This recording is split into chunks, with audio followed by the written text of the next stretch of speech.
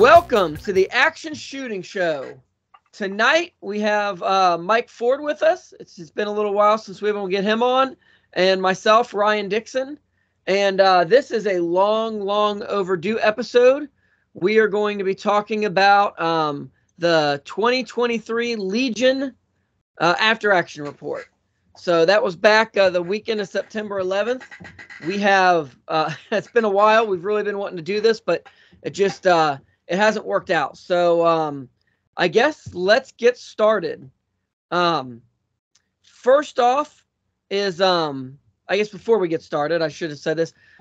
If you could do us a favor, like this video, subscribe to it, share it with your friends, make comments if you got questions, concerns. All of that kind of makes the algorithm easier to find us and easier for other people to find us.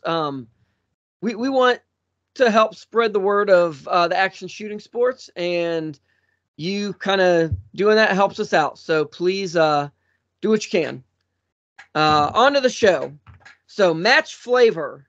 Mike, do you want to, because you've shot a lot more of these, would you like to discuss like where this match came from, like the purpose behind it, and kind of where we're at now with it? Yeah, absolutely. I'm very humbled to get to speak on this topic because it started a while ago, and probably with Matt bringing Run and Gun east of the Mississippi. And at that very first Run and Gun match, the 3 Gun for Vets Run and Gun at Rock Castle, we were fortunate to have members of Phys Special Forces Group and other active duty join us. And the match left quite an impression on those gentlemen. And they decided that they wanted to have something like that for themselves. And so one of the founding members of the Legion Memorial match, Trevor Graves, he partnered with another Trevor that was an SF guy, and with Matt, and created the Legion Memorial Run and Gun. So that one happened shortly after that first match at Rock Castle, and they brought a very distinct flavor to it because they were looking to memorialize all the SF guys that lost their lives in the war and terror and the post 9/11 conflicts. And it was an instant hit because it gave the SF community the ability to invite the civilian shooting world in and do a fundraiser and kind of expose us outsiders to a little bit of the brotherhood of SF for a weekend. And we were all very fortunate to be able to meet and interact with Gold Star families, husbands, wives, fathers, of people that had served their country and had made the ultimate sacrifice. And it left quite the impression on the run and gun community. And we've really wanted to support and continue that ability to be part of it. And the match had several years at Rock Castle and then moved to Dead Zero in Tennessee. And it's been probably the biggest match east of the Mississippi, if not one of the largest running guns ever done. You're talking about 3 full days of shooters. You'll have Saturday as a staff day. You'll have, Friday is a staff day. Saturday is a 5K. They've had night matches on some of those nights and a 10K. And all these matches sell out. I think this year it was under a minute for each match. It was pretty incredible the turnout and support that that we've been able to provide for the community, and that they've continued to invite us back to for several years now. So the match is very intimate. It's very cool to be given a chance to hang out with these guys. The shooting stages are very complex with challenges you won't normally see. All the stages are done very safely, but you'll also engage in things that you don't see at a lot of matches, shooting from moving vehicles, dealing with live smoke grenades on the course of fire, simulated munitions going off, so explosions, all sorts of things that really are unique. And this year was a it was a tough year for the Legion community because in the beginning of the year, we lost one of the founding members. We lost Trevor Graves. And for many of us, we became friends with him through the Legion match. And due to his busy work life and the responsibilities, he wasn't able to make every single match. But we all looked forward to talking with him and hanging out at matches when we got to see him. And he was just an incredible individual, a visionary and leader that I don't have words to describe. And he left an impact on his SF brethren and the running gun community, and left an incredible legacy. And so it was a very heavy heart gathering this year for the SF involved and for the running gun community and those who were fortunate enough to know him. So we were definitely there to honor those that had walked before, but this year was different as well because the dog tags we carried this year were not only fallen members of the 5th group and Green Beret community, but we each carried a dog tag with Trevor Graves' name on it. And on top of that, his family was in attendance as well. So that it was a very heavy year. It was a reminder of why we were there, that it's so much more than just a gathering to shoot. It's a gathering to remember. So I don't mean to run on. It's such a heavy topic, and I don't really have the words to convey it. Yep. No, 100%. So kind of to fill in. So the stages, all these stages are based after soldiers who have lost their life. So that makes it's always been a heavy match anyways, because of that and just the gravity of it, but it was definitely more so this year. The other thing is that, I can't remember if Mike mentioned this specifically, but this is a fundraiser for the Special Forces. I think the chapter 38 Special Forces Association. So this association, basically, a lot of the people in this community, if their families need something, they take care of them. I mean, I think they use an example, someone who lost their husband. They needed their hot water heater went out.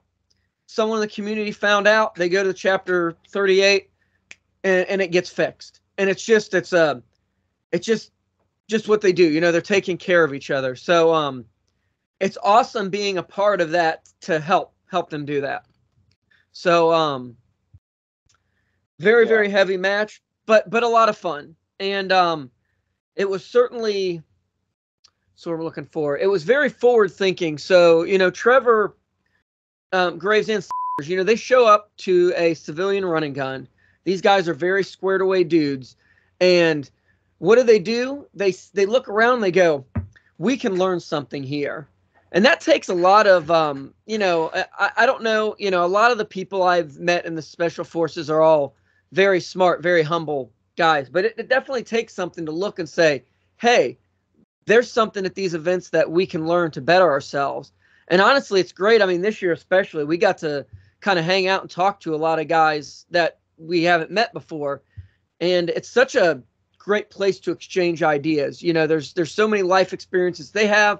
They share with us things that we know that we can share with them. And it's a very neat experience that you don't necessarily get to do all the time. So that's the flavor of the match. We will get into, and as we start describing these stages, I think you'll kind of see it. But many of them they're all inspired by some kind of military event, so it kind of puts you into different shooting situations. So that's kind of match flavor, reason for the match. As far as divisions, first this year you had 2 different distances, which is normal. So you have the 5K and the 10K. And then this year, like last year, they also had a night match. So the night match, I believe, was it billed as a 5K, Mike? It might have been a little bit less than 5K, I think. I believe it was billed as a 5K. had to be pretty close. I believe it was on the trail that they used for the day 5K. But, the distances can be off a little bit at these events. Okay. So that's those divisions. And then within the 10K and the 5K, you can have either light fighter or operator. So the operator division is, first light fighter. Rifle and pistol, you can only carry one of each gun. And past that, there's really no restrictions. You can carry as little gear as you want to get through the course. You can carry as much gear. Doesn't really matter. Once you jump to operator, you have to carry 45 pounds of gear. You're not limited to just 2 guns. So if you want to bring a shotgun for a stage, if you want to bring a spare pistol, if you want to bring some people bring like a DMR rifle or like a precision rifle, a bolt gun.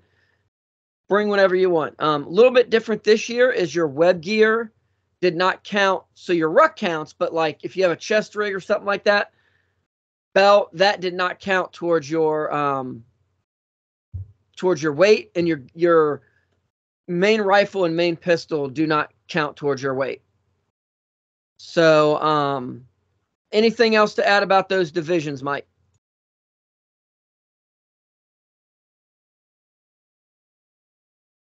Nope. I think you covered it. We dropped from the 3 divisions of previous years to 2 divisions this year. So, and then night division it was all one division. There was really no restrictions on that, short of there was, I don't think anyone carried multiple guns or anything like that. So, on to, I guess, the stage walkthroughs. We'll kind of go through the day. If we go through the day, we'll go through the 10K, but we'll kind of describe, we'll kind of tell you which ones were 10K and which ones were 5K with it. Some of them overlap. Then the 10K has a couple extra ones. And for reference, me and Mike both did the 10K in operator, and Mike was able to shoot the night match for no score. So he was like the silent partner for his partner. Because his partner had, or the guy he was partners with, Stuart, he had his partner drop out at the last minute. So, the first stage of the weekend was dedicated to Trevor Graves, who we've already mentioned. This may have been one of the coolest run and gun stages I've ever shot. I thought it was really, really special. I'll let Mike describe it here in a second, but I definitely want to thank the Special Forces guys who came out the weekend to help out, because they put in a ton of hard work. Like, this was a tough stage to run and do everything, and they did it with enthusiasm from the first shooter to the last. So, Mike, do you want to describe this stage for us? Yeah, absolutely. So, it was a very challenging stage, and it was the very first one of the day. So, do we actually have stage descriptions in that book? Let me look, but I don't. I'll wing this one, and if we end up with anything useful out of the handbook, we can use that. We don't, because this was given out beforehand. It kind of gives a lot of times it'll tell like the story of what actually happened to this soldier, and then you kind of have to guess what you'll be doing, but it doesn't have them, so we're just going to have to try to remember the best we can. All right. Well, I'll do the best I can to give this a good description. There was a lot going on, and so, of course, if I miss anything, Ryan, jump in and let me know. Will do. So this took place probably about a quarter mile from the start, after you kind of done some uphill action, and you come into a shooting stage. And at the beginning, you are intercepted by 2 Green Berets, and they start talking to you and do an introduction. Yeah, and to say, like, real Green Berets, like, these aren't people pretending to be Green Berets or someone playing the part of a Green Beret. These are real Green Berets, just to add that context. Yep. All the civilians can fanboy out a little bit on this stage. And so they catch you at the very beginning or take you off your wait time if there was any, and they start giving you kind of a brief. And they're both armed, fully kitted out, and they explain that they've been setting up, I believe it was like a fire base, and they've been taking occasional incoming rounds and resistance, and that someone was out doing some work.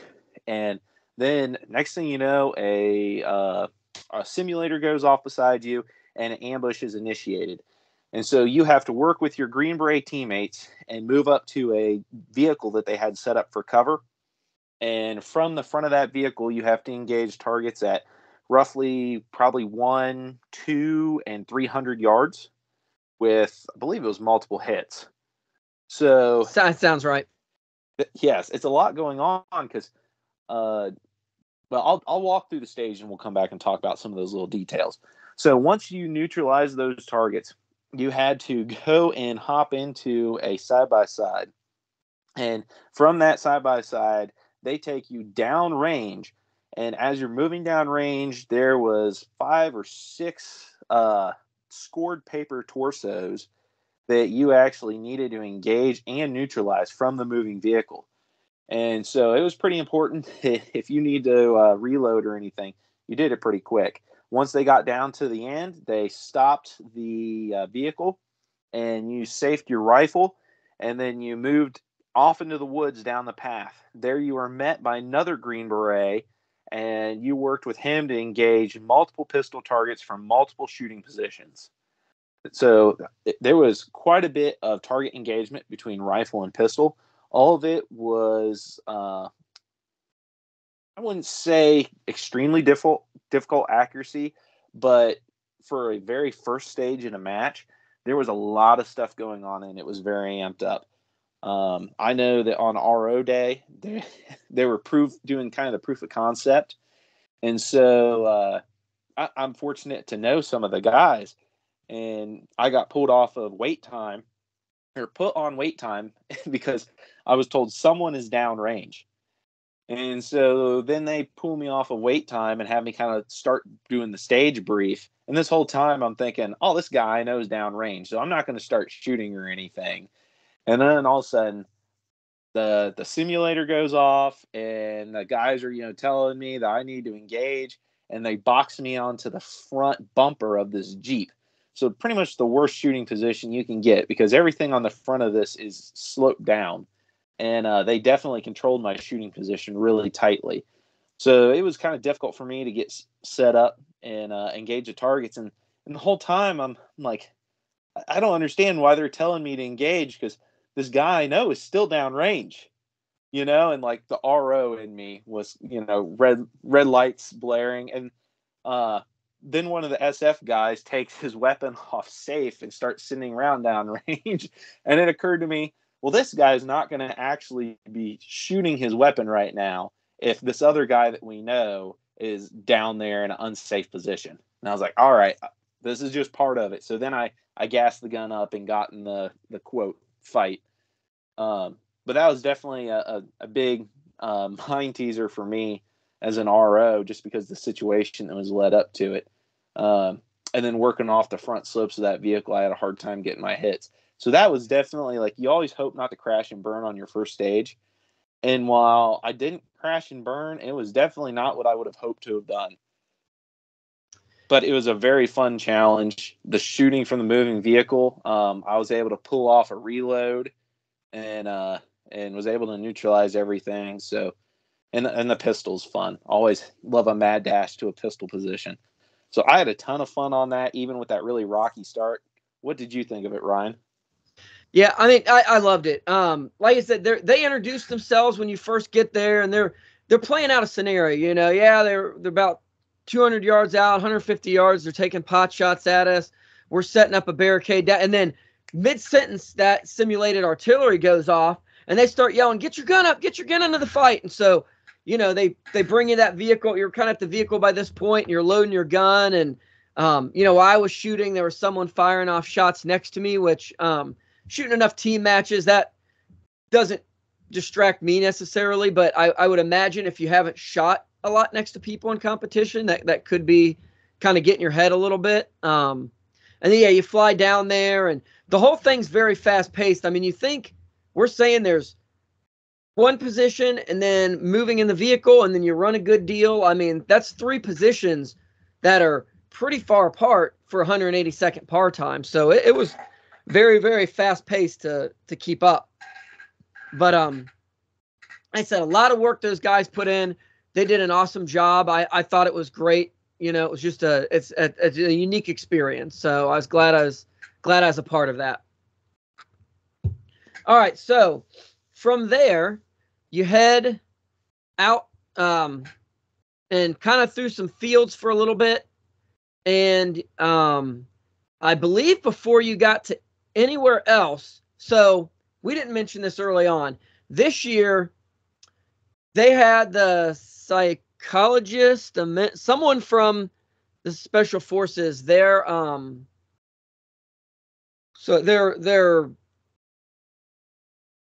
what's the word I'm looking for here, Mike? A psychological performance coach or something like that. Yes.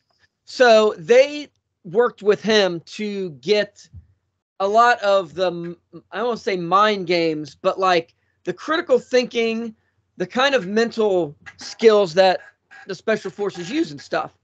So that was spread out through all the course. I'll say spoiler now, if you had a cell phone that you could take pictures with, you were much, much better off than if you didn't have that. Because to memorize this stuff would have been near impossible. But you get to the swamp, which is like a little drainage ditch type thing. And the first thing they ask you for is, who are the 10 soldiers that we are memorializing this weekend?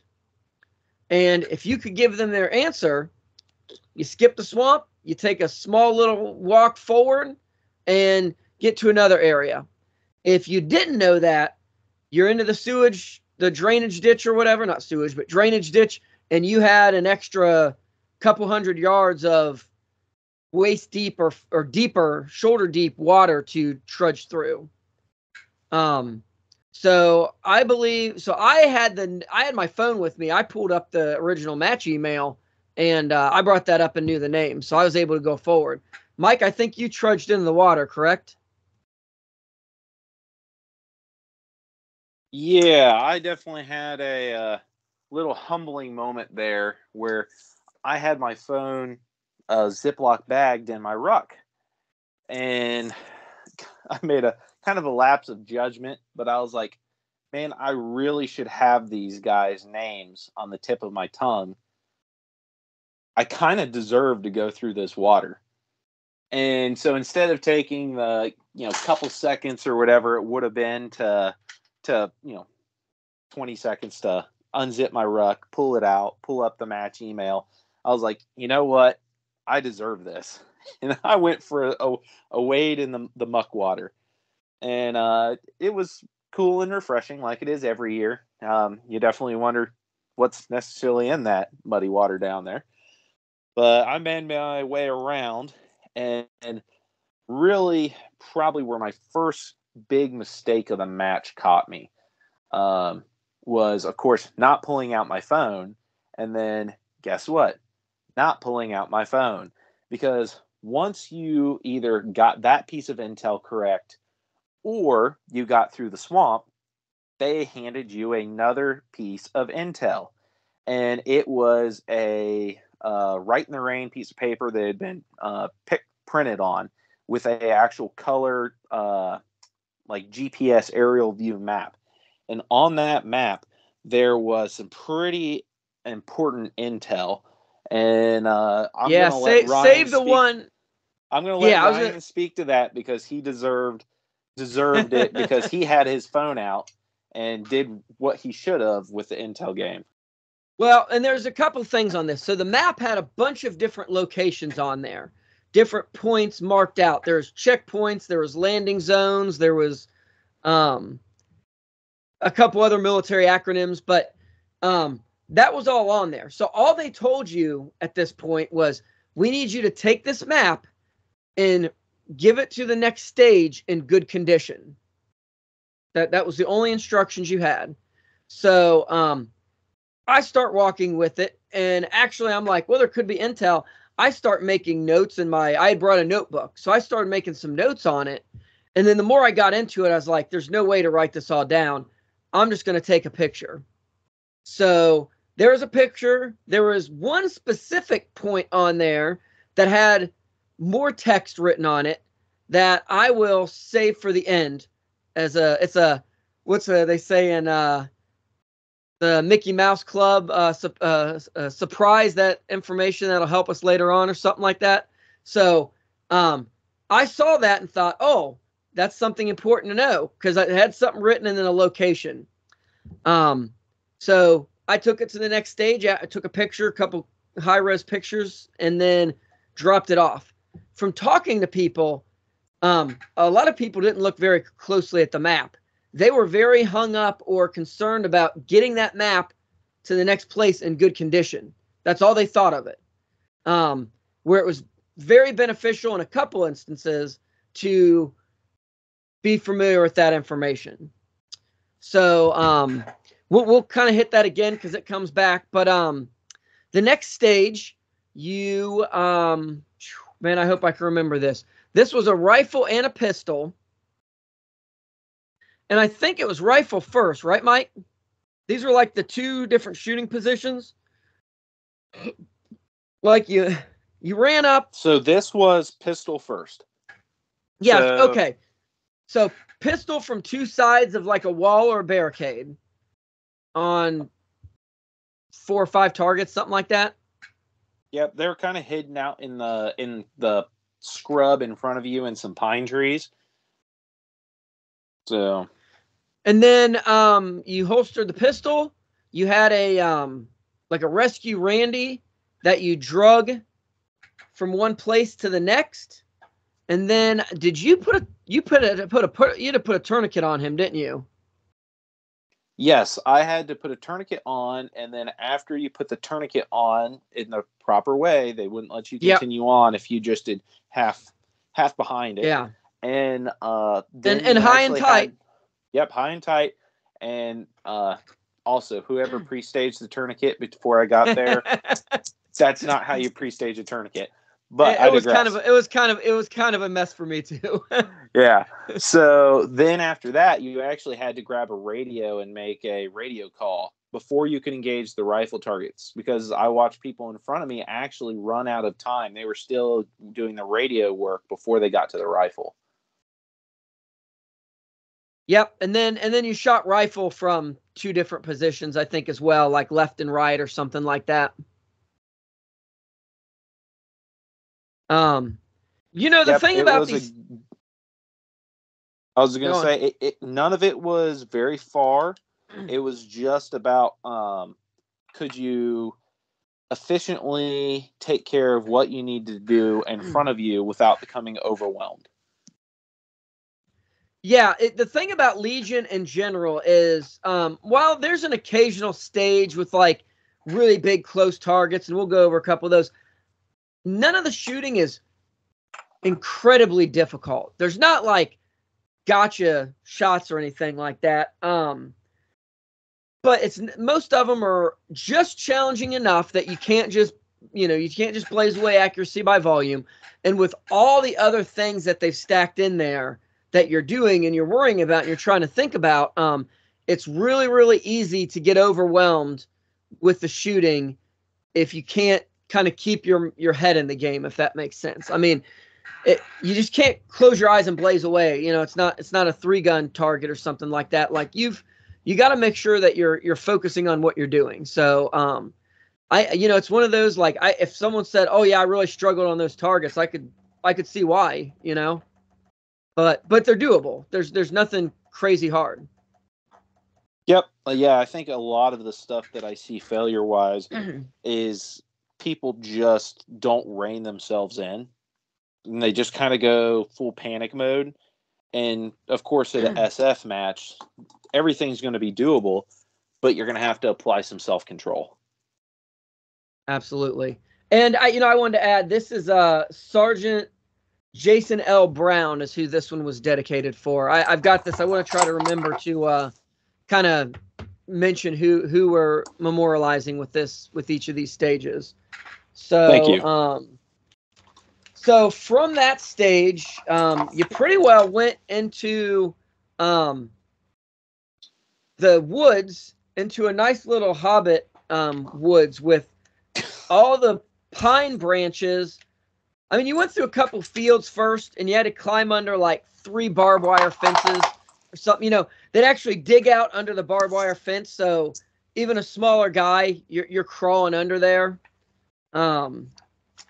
So, and then you got into the Hobbit Forest, which every single branch on these pine trees was about 4 feet high. So you were taking most of them to the face. Going on, the next stage is actually this was Master Sergeant David Thuma, and this was the dog tag that they had grabbed for me. And I thought it was really cool because he was born and lived in he was born in Troy, Ohio, which is, you know, me and Mike are from Ohio. That is just up north, you know, 30, 40 minutes from me. So it was kind of neat having a little more connection with the person. Yep, Troy, Ohio is where I work, so that was very cool. It's very, very close. So it says in this stage, and this is kind of before the match, I'll read you like what the stage description would be. In this stage, resupply ammo to your teammates while knocking back an enemy attack. So this one was quite the stage. I think so. There was 2 stages I DNF'd in this match, and this was one of them. And then the other one I kind of DNF'd, but we'll get to that. But you started. They had 3 boxes, I believe, and you had to shoot 7 or 8, maybe 11 targets from each of the boxes across a creek, and they were kind of hidden behind stuff, and some of them, it was a pretty wide sweep between each box, so you were shooting some smaller bladed targets. This was probably the trickiest pistol shooting in the match, and just because this is how my luck is in these, I'm almost always the last person out on the course. I think on RO day, I was the last person on the course because I just get sent out late. The lighting was not real helpful for me in this. And I didn't shoot pistol well, even if the lighting was better. But even from the first box, like he was trying to point out off the clock all the pistol targets, and it was a bear. It was a bear to see. So you could kind of do this in any order. You had to move a bunch of ammo from one box to the other box, and you had to shoot all the targets from each of the 3 boxes. It was 3 of them, right, Mike, or was it 4? 4 boxes. I think it would have been 3 positions.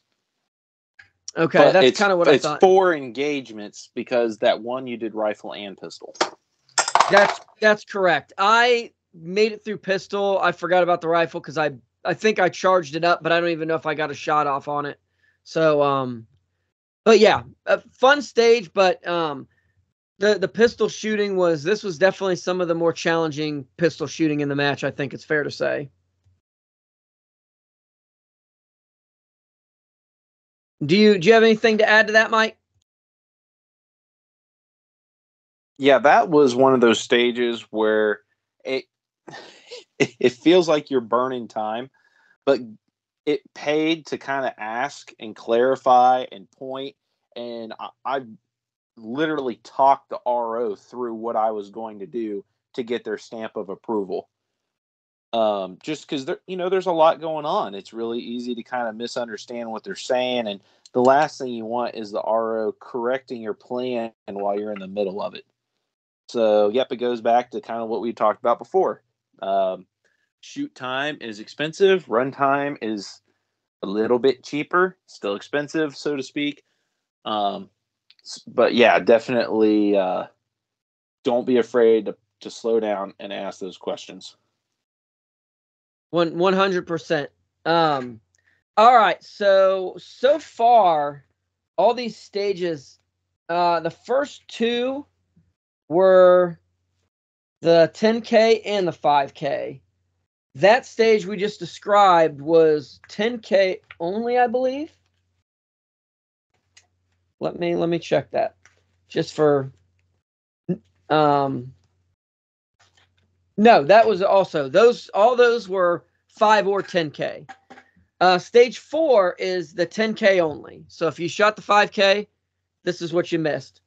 This one was memorializing Sergeant First Class Carl Anker, and the stage used terrain for cover while moving and neutralizing difficult targets. So you had a good deal of a run through the woods. Was the first of the kind of mine stuff at this point, Mike, or was that after this one?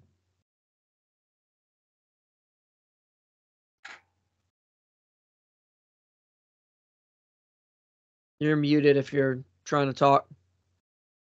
Yep, sorry about that, folks. So I do believe there was some mine stuff there because that was the first detour through the woods that I had to take that I didn't want to.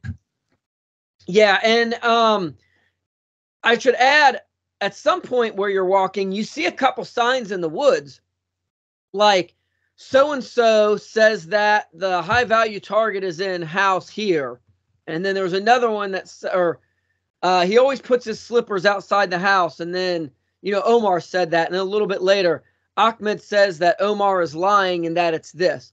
So you'd see some intel that, again, take a picture. I had notes I was writing it down on, but there was some kind of important information to grab here.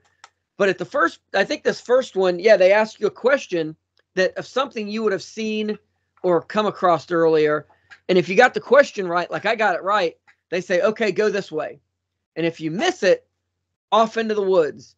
And it was beating the brush through the woods. There was not even a deer path that you were following. It was miserable. Yeah, and then if you're on the path, I mean, you're still walking off road.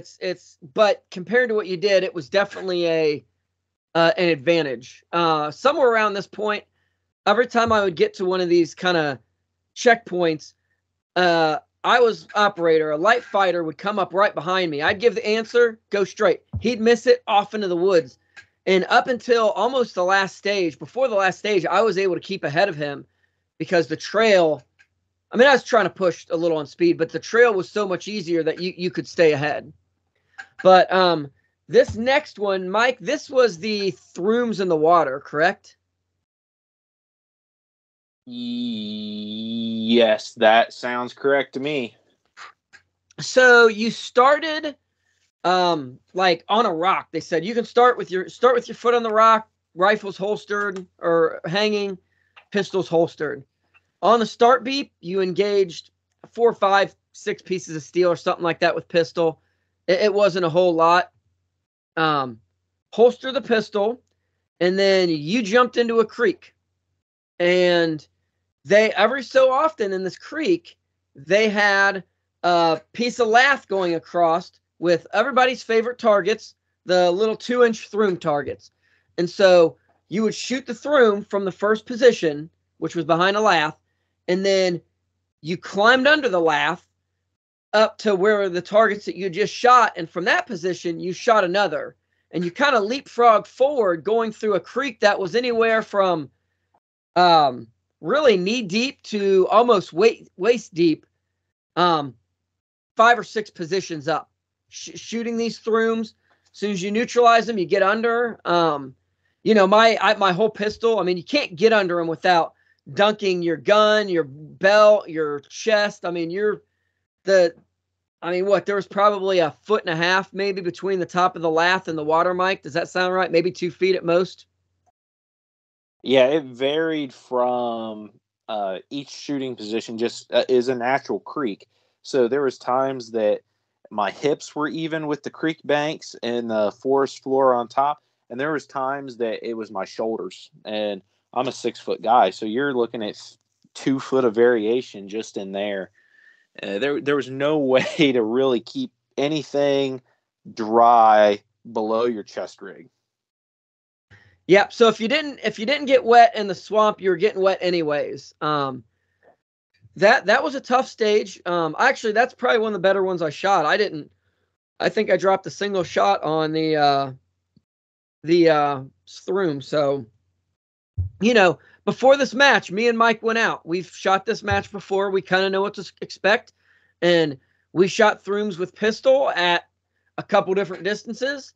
We shot Throom with rifles, with our regular optic, with our offset optic at, again, 7 yards, 15 yards, 25 yards, and figured out, hey, at what distance do I need to know my holds? So when it comes down to doing that in a match, it's really just getting a good shot off. You're not having to kind of guess at it. So I was happy for the kind of the homework we did before this. It certainly paid off.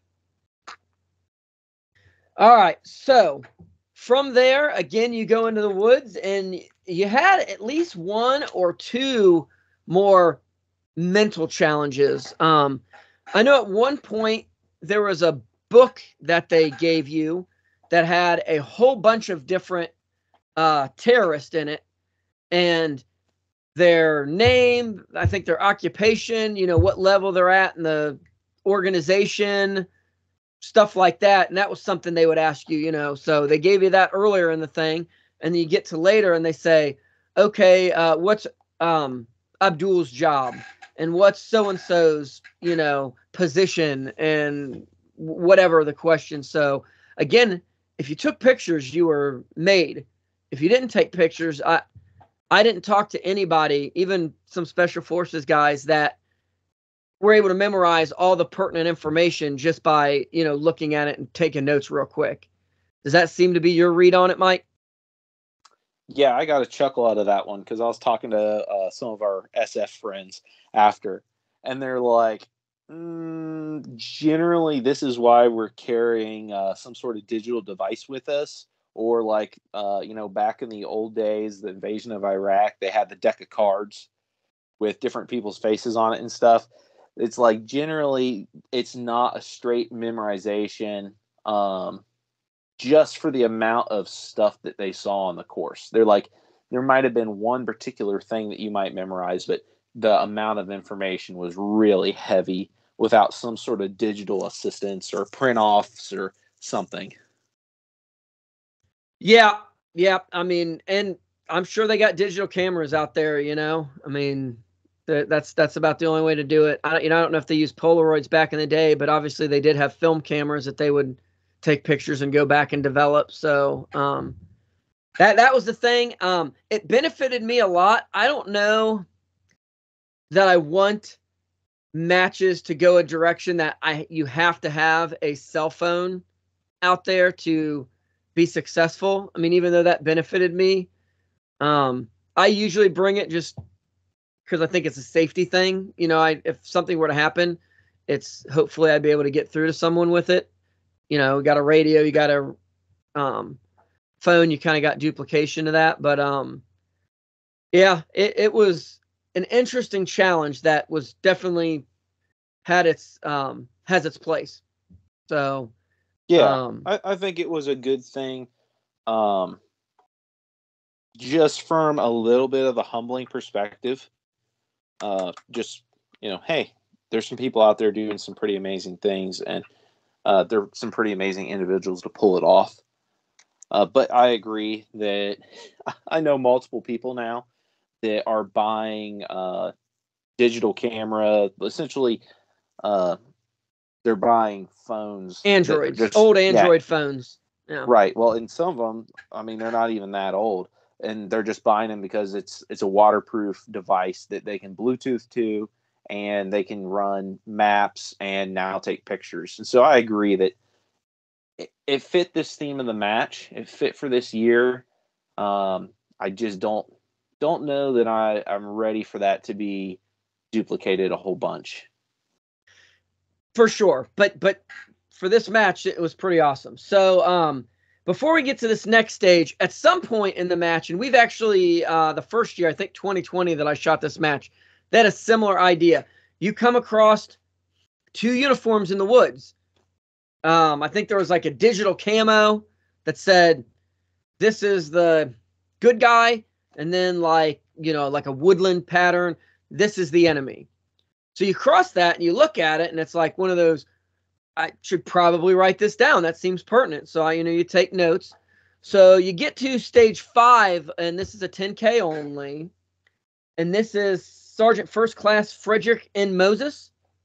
And it's in this stage, struggle with finding concealed targets and telling the enemy apart from your allies. So in this case, it was pistol only, and you kind of went down a path. And as you wound through this path, there was various cardboard targets with camo on it. And you shot the ones that the target, and the earlier the info you had gotten was supposed to be the bad guy. And you tried not to shoot the person that was the good guy. And pistol in Legion, we probably should have mentioned this earlier. If there is paper in Legion, almost all the time, it is 3 hits for rifle, 5 hits for pistol. From what I understand, that came from the fact that early on when they were doing this, Matt asked the Special Forces guys, obviously in competition, it's usually 2 on the target or 2 in the A zone neutralizes. He said, I know it's not just a double tap all the time. How many shots does it take to neutralize somebody? And from what I understand, they said, it kind of depends. We just keep shooting till the problem's solved. Matt, being a match director, said, I can't put that in a match. So what's like the average? And from what I understand, 3 rifle hits usually took care of the problem. 5 pistol hits was what it took. So that's kind of what it's happened.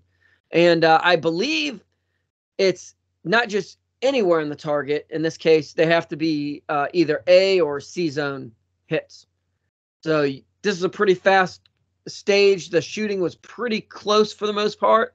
So you could really rip your splits as long as you kind of paid attention to muzzle, your muzzle rise. So you got anything to add to this one, Mike? So this one was interesting. Is a unloaded start. So I chose to go rifle. Generally, I know that Matt likes to have a couple options. So I'll look at what the, possible ammunition needs might be for the match, published or unpublished. I'll go off of my stuff from the previous year to have an idea. And if I have an option, I will go rifle. And I think it's pretty logical. I don't have to go into a whole lot of details why. But this was a great stage to go rifle. So I started the RO. Wouldn't let me start mag in hand. So he started to have me put it back in, and then before I got it all put back in, he beeped it on me. And but I threw a 40-round PMag in the mag well and dropped the bolt because, that's why 40-rounders exist, right? And took off running down the trail. And so anyways, I started blasting. And it was a lot of fun, just ripping some splits. Some of the targets were so close, you were just about muzzle punching them. But that was an absolute fun stage. That was a great one to just tear up. So, yep, love those. Enjoy those a lot. Yeah, and this is one from one match director to another. At this point in the stage, in the match, you've shot a handful of stages, and this is stage 6 for the 10K. Ammo management kind of becomes a concern. I thought it was great that Matt kind of gave you the option here. So, I was a little lower on pistol than I would have liked, but, my rifle had been pretty clean. So I did the same thing. I shot rifle on this. But if it was flipped around and I had tons of pistol ammo and no rifle, you could probably shoot about the same speed, but you got a choice to kind of lean on your strength or lean on, hey, I may need more pistol ammo. I better hold up. So that's a very, very cool match director thing to do, and much appreciated.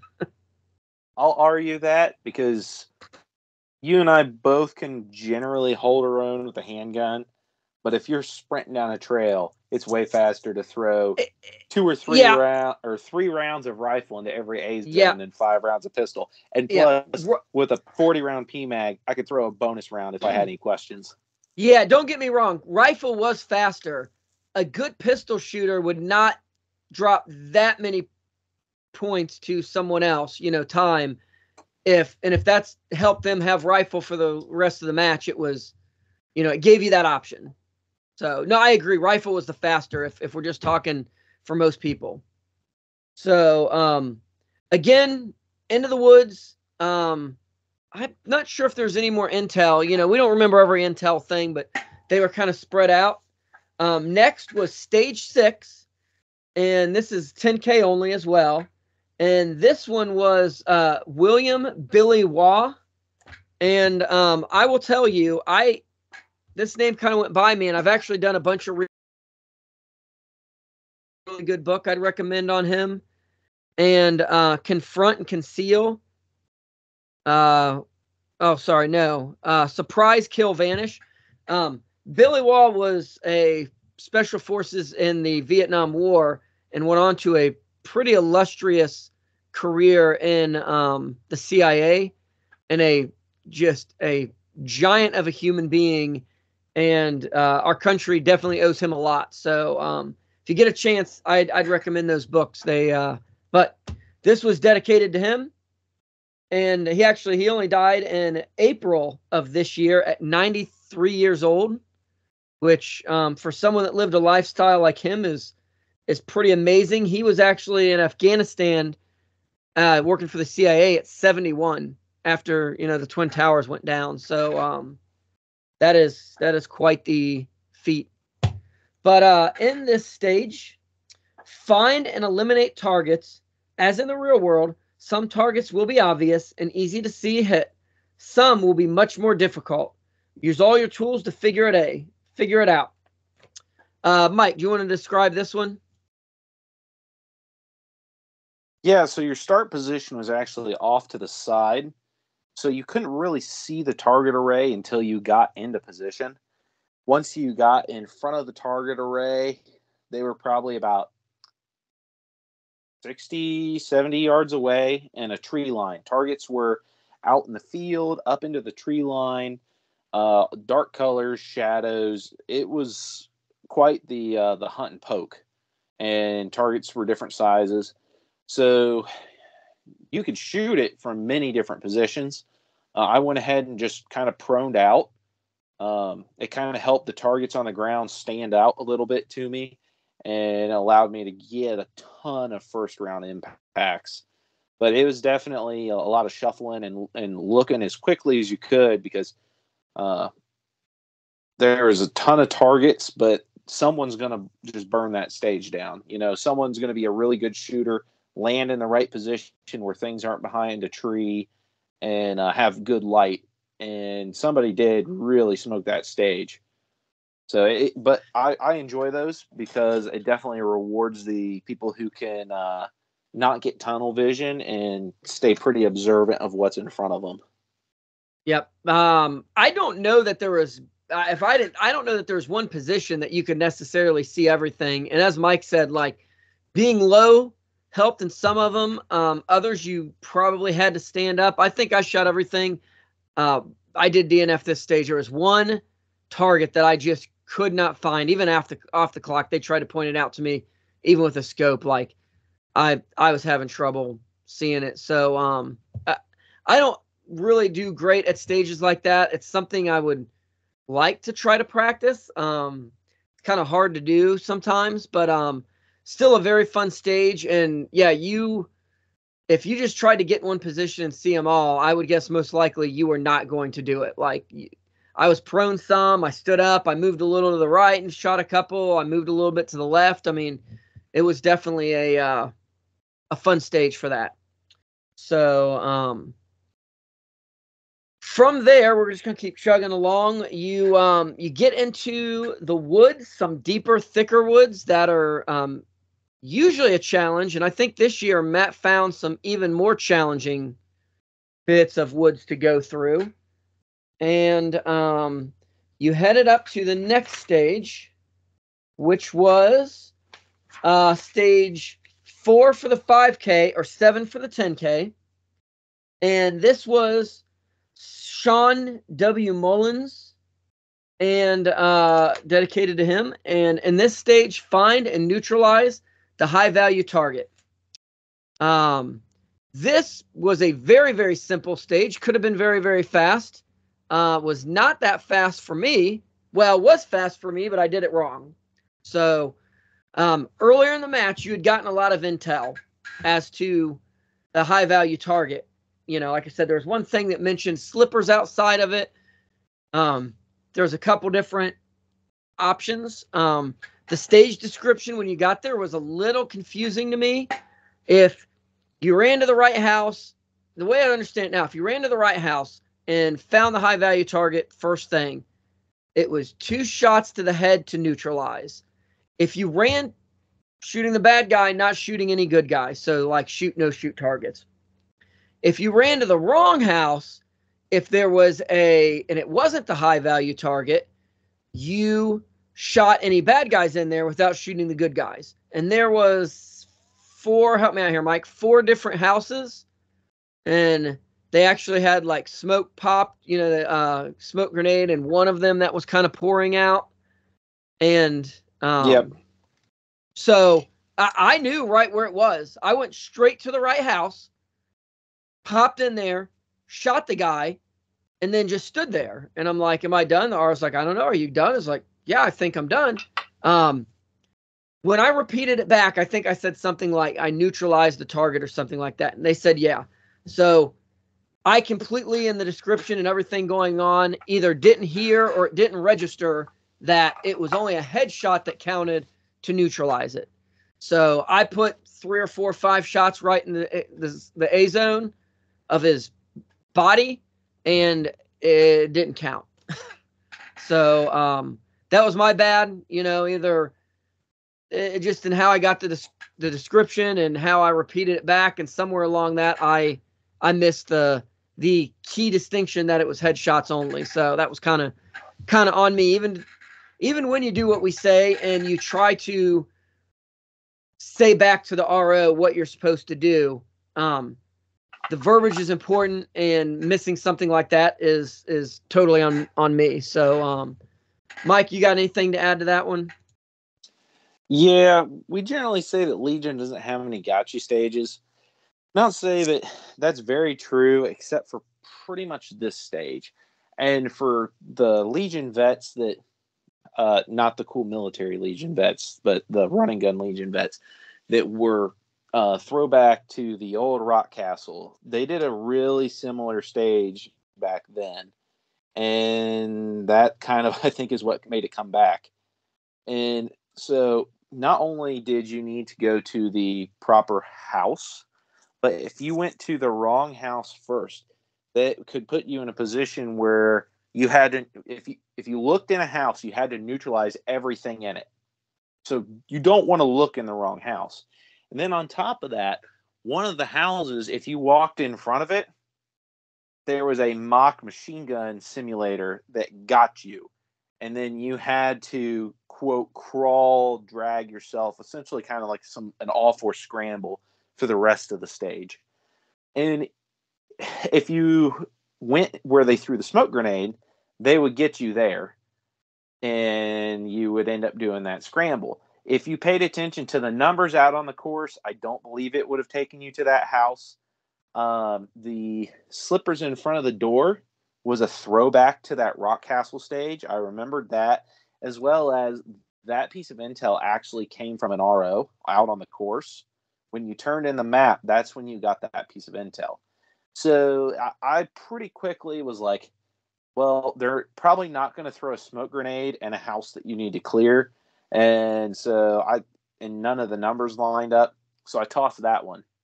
And I was like, so I'm going to essentially be looking for slippers in front. I don't want to get sucked up where I actually look in the house. So I was able to not make a beeline. I skimmed by one, checking for slippers, and I believe it was the next one. And I remember, yeah, it was the second one. It was the second one from the, if you're looking left to right, I'm pretty sure it was the second house there. Yeah. And the fourth was the smoke one. Yeah. So I was able to kind of use the intel and previous experience to pull off a pretty smooth stage there.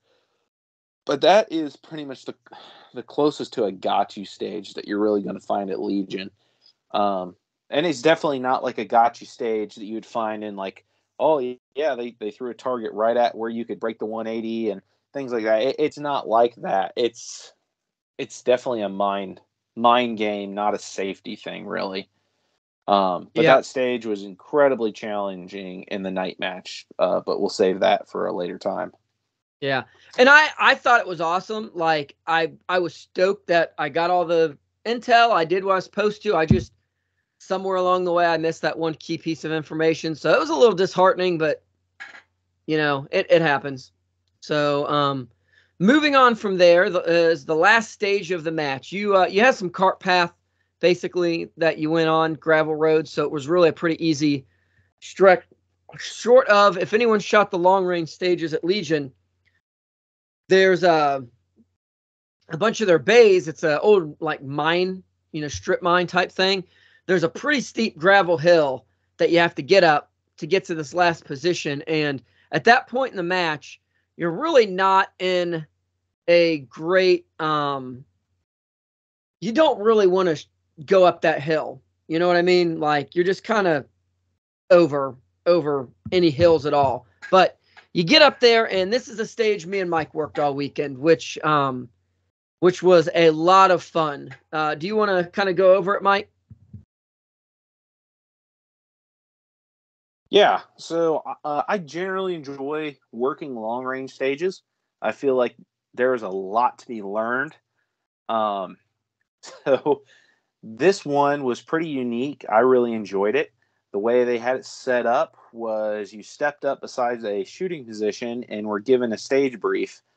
And they essentially told you that you had to get into this shooting position, and then anything within that shooting position was yours to use as you see fit.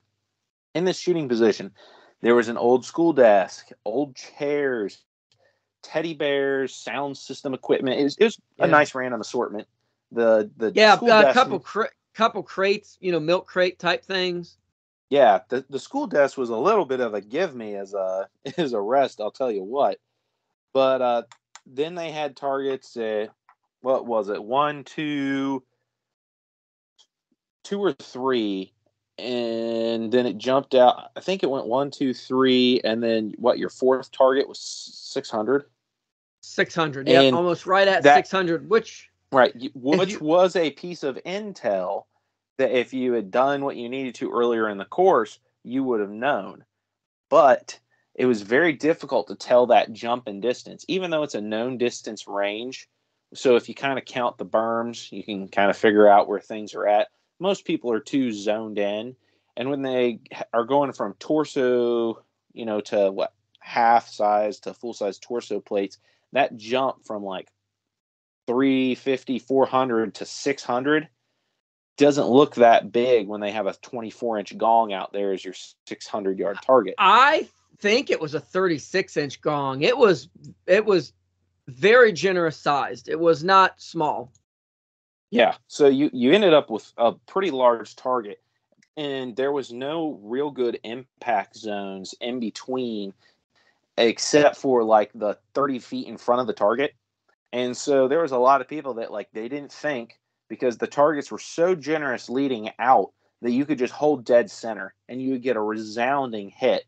That your drop didn't really matter, and like unless you were using 300 blackout subs or something ridiculous. And which so someone did. a lot of people jumped right from that target where they pretty much center punched it with a center hold, and then just were completely lost. And a lot of people kind of failed to start working a bracket up, and it ate a lot of people's lunch. A lot of people didn't put together a good shooting position.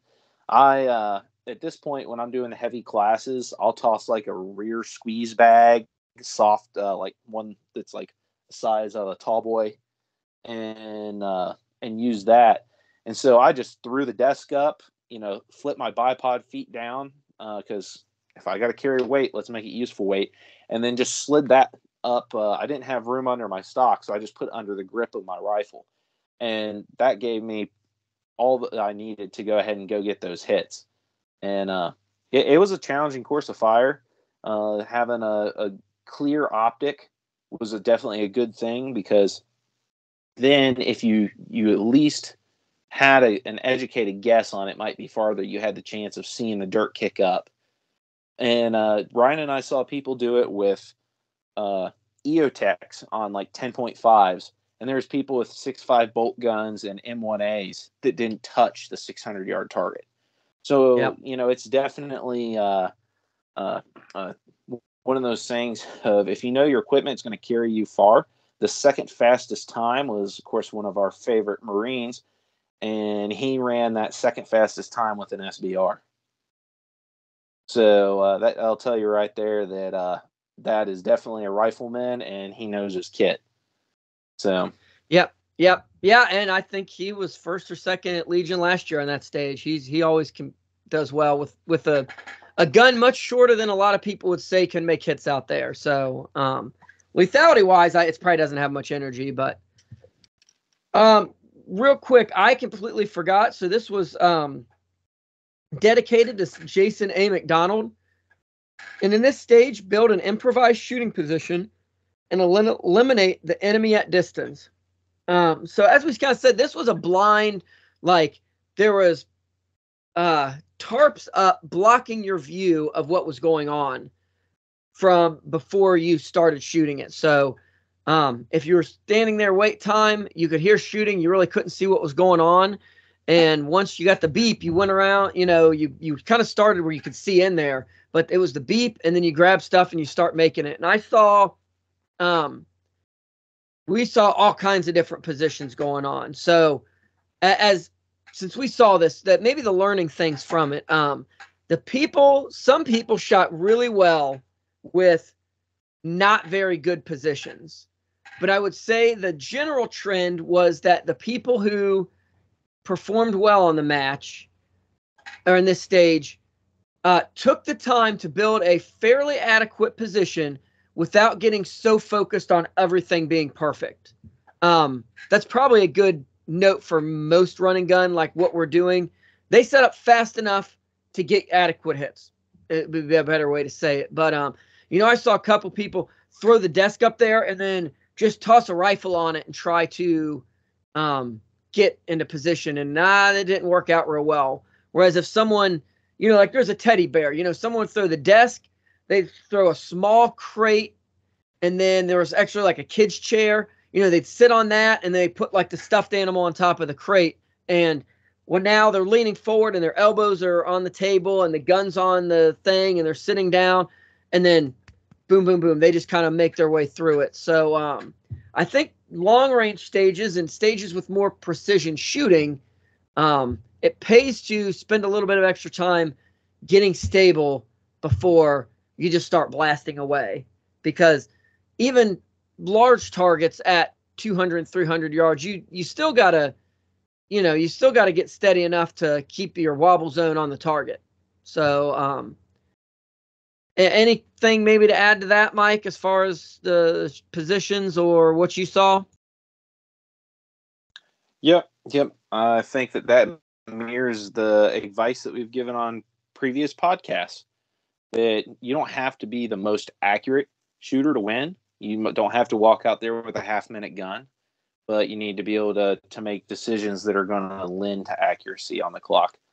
It was definitely fun. There was some wind indication stuff going out there towards the later parts of the days, but nothing that like if you held left third of target, you would still get your impact with a 5.56. So, even with a 10-inch gun, like you would have not had to hold off the plate. You could just kind of edge a little to the left or right if you saw some wind indicators. Yep. My only gripe as an RO was that was done under the metal shelter, and being so close to so much gunfire, with all you pesky gamer muzzle brakes. That got a little annoying by the end of the weekend. All you Dude, guys that are shooting suppressed these days, God bless you. yeah.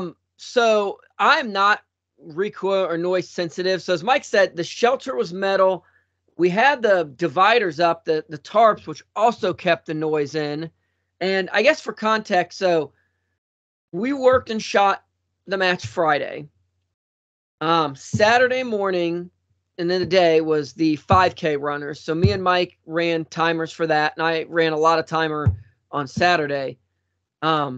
Saturday night, me and Mike worked the night match afterwards, and Mike actually shot and worked. But so by Sunday came around, and we were wore out, tired. I mean, we had some great people helping our stage, which, you know, many hands make light work. But I hardly ran the timer because I had run so much on Friday and Saturday that like the recoil just like it scrambled my brain. Like I was just done with loud noises. And I actually told the match director, Matt, I said that I was almost at the point where every shot not taken with a suppressor, I was just going to start throwing 5-second penalties on it. Like it was miserable. We made it through. You know, good ear pro and doubled up ear pro certainly can help, but some of those breaks, you know, the concussion just kind of hits you in the chest, and a whole weekend of that's the only time I've been in a match where it's really affected me. And I mean, we RO 4, 5, 6 matches a year, so normally it's not an issue, but that match really beat me down just with everything going on. So so after that, and this is where some of this intel, we're gonna divert the story now. Some of this intel, I finished up. I'm the last guy on the course. I'm grabbing my stuff. I'm pulling my intel out to, you know, my phone out to look at stuff. And Mike says, "What are you doing? Get your stuff and get to the finish line. You're done." And I said, "Well, no, there's the checkpoint next to the pond with the coin." Because it said something about that, something in that about it. And Mike's like, what are you talking about? And I was like, in my head, I'm like, oh no, like you missed something, Mike. So you could see there was I wish I had the picture for the wording. They said something about like a coin or something at this certain checkpoint. And when I was looking at the map and seeing the layout, it was like, okay, well, it's right near start finish. There's a pond right there. It must be around the pond. So I huffing in, you know, I get close, and actually as I'm getting in, and they usually run the last people in, Matt's like, "All right, hustle it on in, you're almost there." And I was like, "No," I said, I think there's something else I need to do here at the pond. And he's like, "Oh, do what you need to do." So I'm like, okay. So I get down and I'm looking around the pond, and there was actually a flag hanging out of the center of the pond. So I'm looking at the edge, I'm looking, and the other people have come over, and, you know, one of their match directors there, and I'm just like, "It's in the pond, isn't it?" And they're like, "I don't know." I was like, "Do I have to take my stuff?" And they're like, "No, do whatever you want." So I rip off my guns and gear and stuff like that, because I'm just smoked by this point from carrying 50 plus pounds around. So wade into this pond, out towards the middle, and it is a little bit below my shoulders, but it's pretty deep. And there's this pole there. And so I start reaching down the pole and reaching more and reaching more. I'm like, "You guys, is this on the bottom?" They're like, "I don't know. You got to find out." So, of course, now I got to dive my head down and reach. And at the bottom of the pond in a little bucket was a bucket full of Legion challenge coins. And so I get down and get the coin and get back up. You know, I got to get all my gear on real quick, and then just soaking wet, sprint over to the finish line to kind of finish the race out. But very cool. I'd be curious to find out. A lot of people did not see that intel. On RO day, I think there was only 3 or 4 or 5 of us that got that piece of intel and actually got a coin. Like, it was a pretty small amount. And I think the coin was worth 30 20 minutes off your runtime or something like that. 30. Does that sound right, Mike? I believe it was 20 minutes off your runtime. So significant. I mean, I ran slow as heck, so it didn't really help me any, but it did make a difference, though, didn't it, Mike? Yeah, yep. This was kind of where every year I've done really well at the Legion Intel game, and not pulling the phone out of my ruck, it bit me this year. Because when I had that piece of paper in my hands that told us about this, I was like, this is way too much information to memorize. I've already sank myself because I didn't get the other Intel stuff, and just in the moment, and kind of going off of that, well, you kind of deserve this.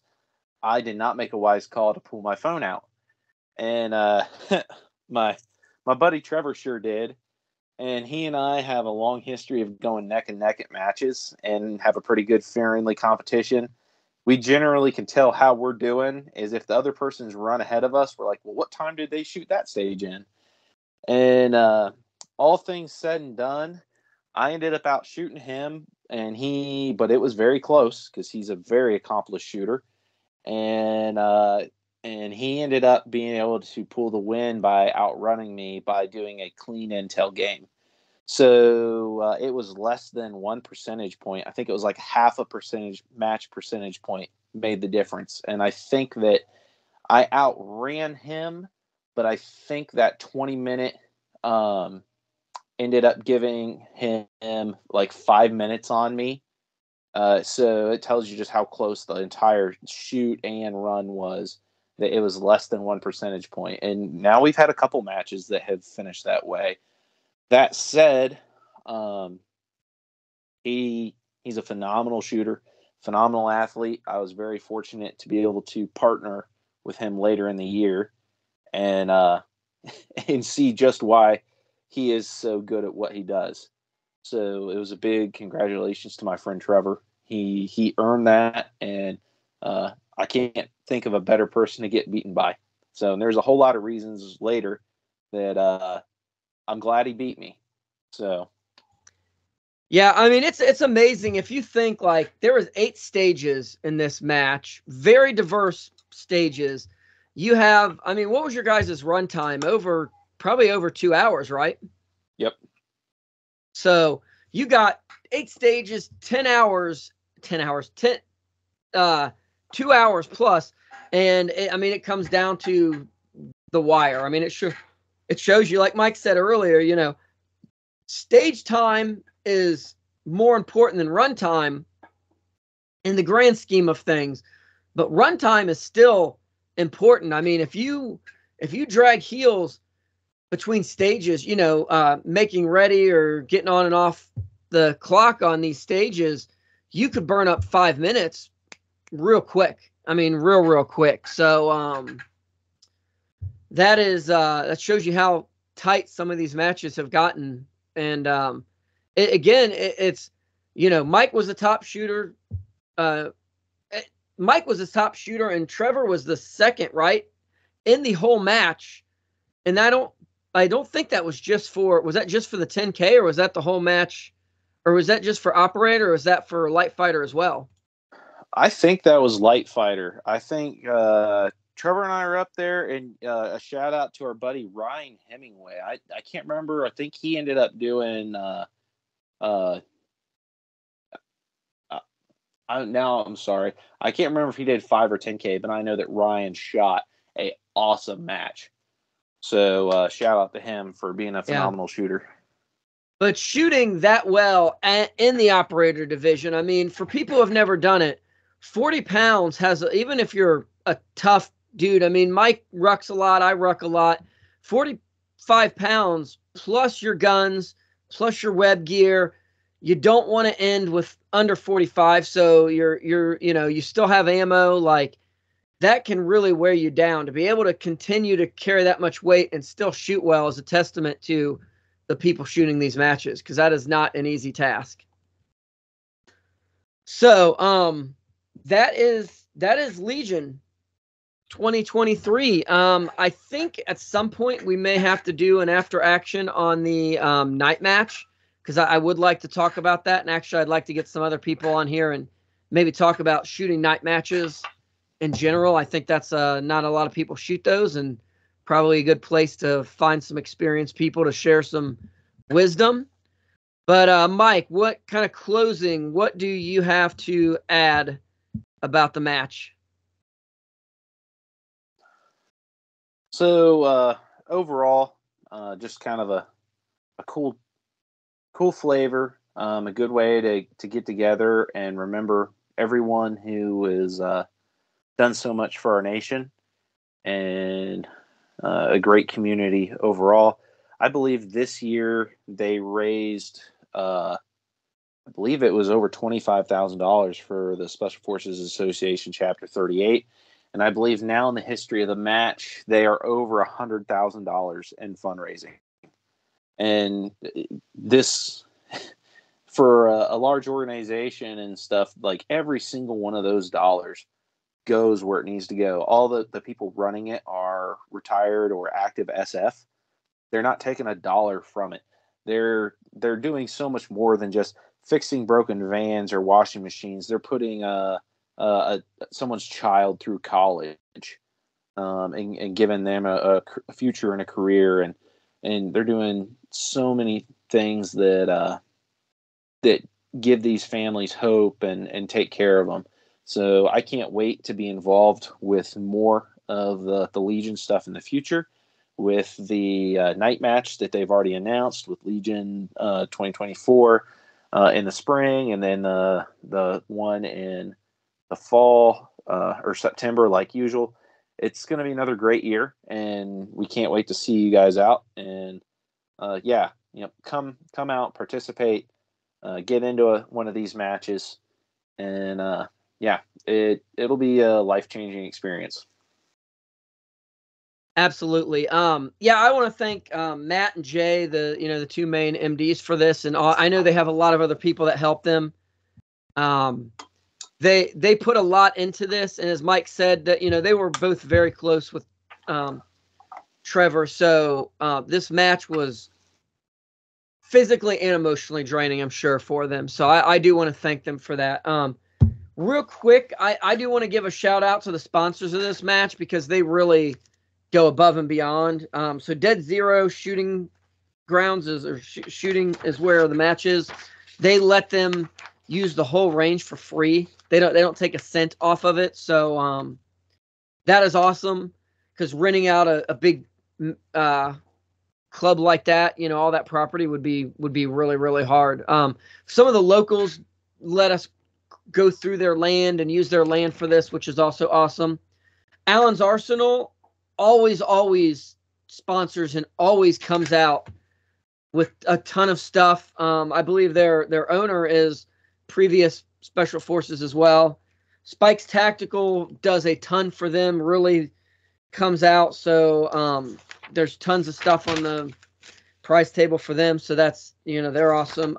Tenet Group, that's Jay and Paul.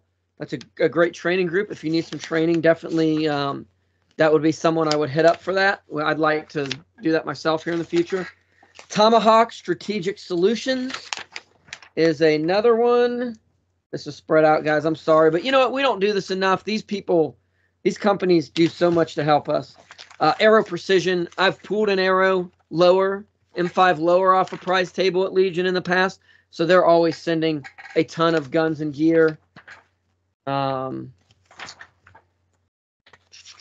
We've got Personal Survival Solutions is another one. VK Integrated Systems. They had one of their employees out there. Why did I just forget his name, Mike? John. John was shooting a M243 belt fed. M243, I think. Belt fed. M240. M240. Sorry, M240.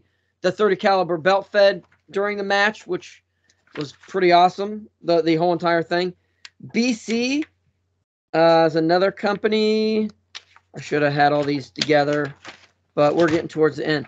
Nocturnality, they are a night vision company. They were out there. They actually donated a night vision that was raffled off that brought in a lot of money. And then Innovative Targets, those guys are all great.